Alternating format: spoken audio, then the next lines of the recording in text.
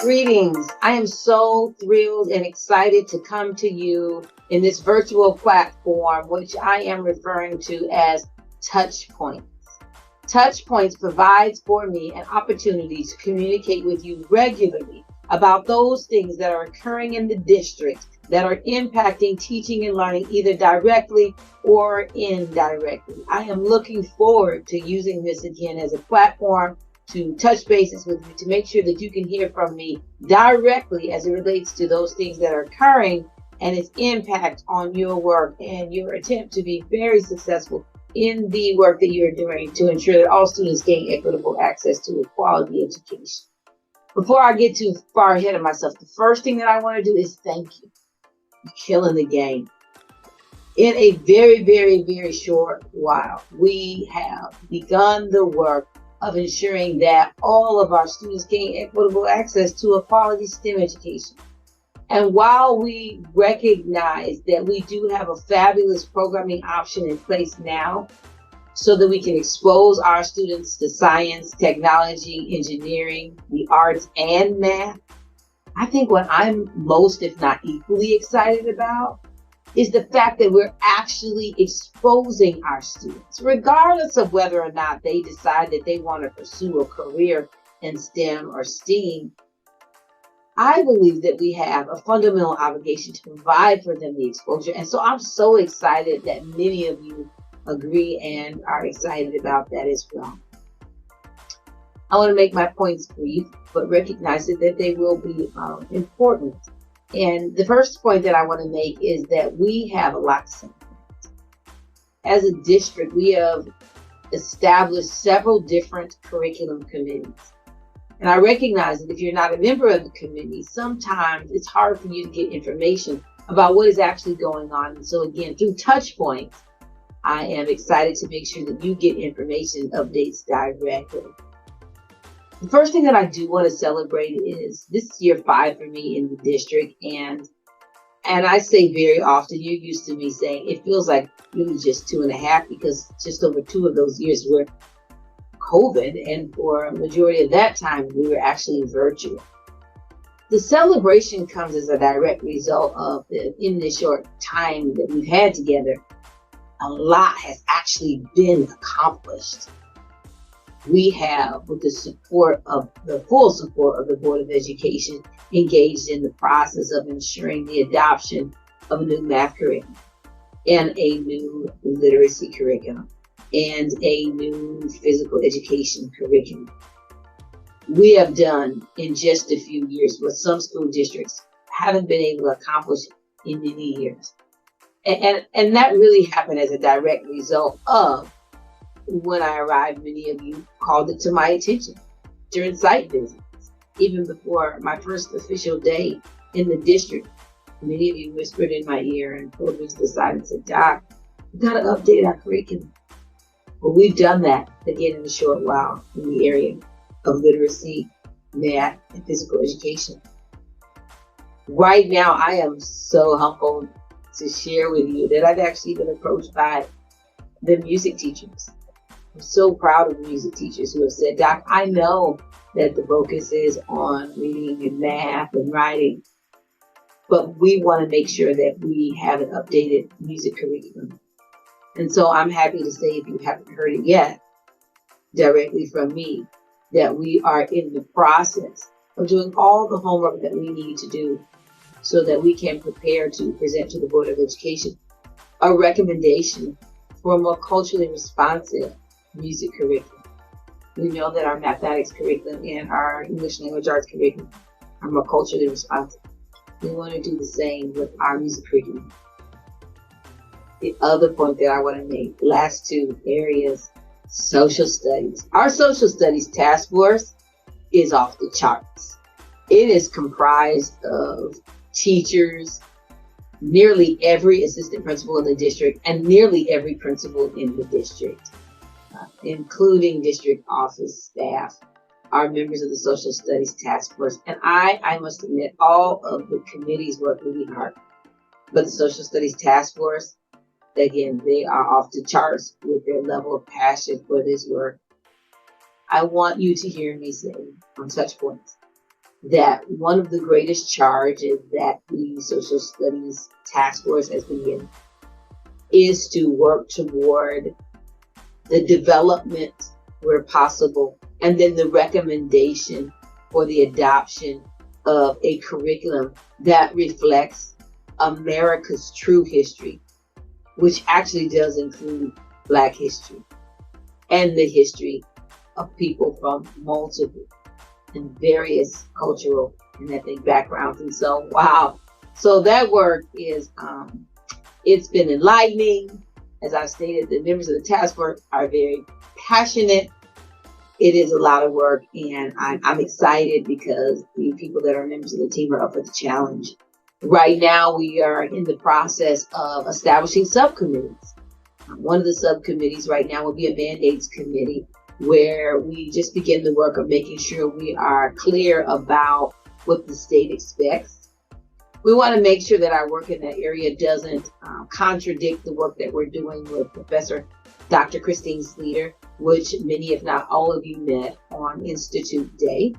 And she is our social studies guru and a scholar. I want the masses, meaning all of you, to know that we're still working with Dr. Sleater, who is providing some of the training to our social studies task force members, so that, again, we can either create and or recommend for adoption a social studies curriculum that reflects America's true history. So we are very much thrilled about that.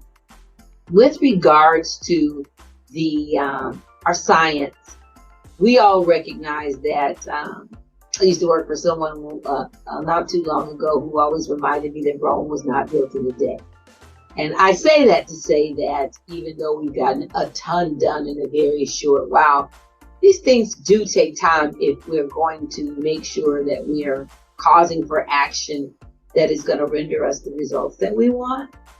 And so I'm saying all that to say that in the middle of all of the things that we have described, the work of science as it relates to our STEAM equity initiative, we really need to conceptualize it. Yeah, that's the term I'll use. We need to conceptualize that work, because right now we don't have in place a solid, so to speak, science curriculum. I'm acknowledging that. And so what we want to do is we don't want to reinvent the wheel. So the work that we are beginning to do, and I'll be calling on for any of you who have the energy, the passion, and are ready to step up to the plate to help do some of the work of these committees. With regards to science in particular, I guess I'm saying all that to say there does remain a need for us to create a scope and sequence to look at curriculum in this space. But again, going back to my initial point, making sure that we do not reinvent the wheel. And so I want you to know that we are partnering with Northern Illinois University, with their STEAM department and their experts in that space. And they've created a framework that we are using to help guide the work that we're doing. Now, again, my intent is to provide for you an update, but also to work with the members of the various committees on a process by which we, outside of touch points, can make sure that you have some form of communication given directly to you from the members of the committee as to our progress in these areas. The goal is to always get feedback from you as it relates to how things are doing. And at the same time, it is important for you to recognize that we are leading. And so even in just a few minutes that I have spoken with you, I hope that you have, via touch points, gained an even better appreciation for the vision that has been set at the district level to ensure that you are supported. If we're to cause for statistically significant improvements in student performance, we got to have solid curriculums in place in all curricular content areas. That by which we establish and are clear about what we expect students to know and be able to do as they matriculate from one grade level to the next, relevant to the various different content areas that I have described. And so I want you to know that that work is actually being done. I'll go out on a limb even further and suggest that We are having some conversation right now about the work of the math committee versus a need to establish a science committee and the extent to which we should pull those two together. I think that probably does need to happen. But I want to be totally transparent with you and let you know that we're thinking about that. If you have some really great ideas, again, if you're interested, be sure to call me or email me directly at whitakers@district148.net and let me know what you're thinking as it relates to that or any other topic that I have discussed or probably even need to discuss. I want to close with two final very, very important points to me. And one is, for each touch point, although I'll cover a number of different bases, I will establish a theme, an overall theme. And the overall theme for this edition 1, or release 1, is implementation fidelity. When you log off of this message, that's what I want you to think about. I want you to know that that's what I'm thinking. I'm thinking about implementation fidelity. I'm thinking about the fact that we have made available a great number of programming options for our students and to you, those of you that are responsible for delivering instruction. We've made it available. We have sought a lot of feedback before we move forward on recommendation.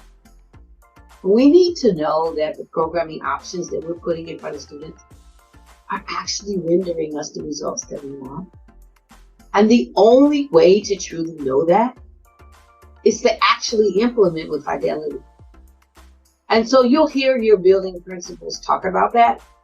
And building principals and administrators, teachers, as well as assistant principals, know that you're going to consistently hear me talk about implementation fidelity. And the reason why that is actually important is because in the next several years, we have to re-up. I don't know how else to say it. We have to determine the extent to which we want to continue to use the programming options that have been made available to us. And what we don't want to do is to fall into a situation where we have maybe one building or two where the staff has implemented with fidelity in the building or two where the staff is not. Because that doesn't give, at my level, me enough information to make for a solid recommendation. So implement, follow the programming as described, while at the same time, practice the autonomy that you have to say to your building administrator and me where necessary, Doc, I think we do need to make some tweaks. But I want you to be very succinct about what recommendations that you have or that you may have, so that we can then monitor progress as it relates to any deviations that you make as well. So again, still open about it, but also being clear about the fact that we need to implement the fidelity. Lastly, I know that many of you all went on data retreats this summer. At my level, I am looking at data and following the data as it relates to student performance, building by building. I'll say teacher by teacher, actually, administrator by administrator. And that's important because a moment ago I talked about the extent to which the programming options are working. We also want to know what instructional skills and strategies are rendering us the results that we want for our students. And so I say that I'm looking at the data in collaboration with you for the purpose of supporting you, for the purpose of preparing to roll out for you what student performance looks like from a district-wide perspective, to support the work that you're doing in your individual classrooms and a building-wide perspective, so that I can then highlight some areas that we need to spotlight for improvement. So there you have it. It's what's on my mind. Those are the touch points. For now, I look forward to continuing to communicate with you using this platform. Probably equally important, I look forward to continuing to grow with you. Make it a great day.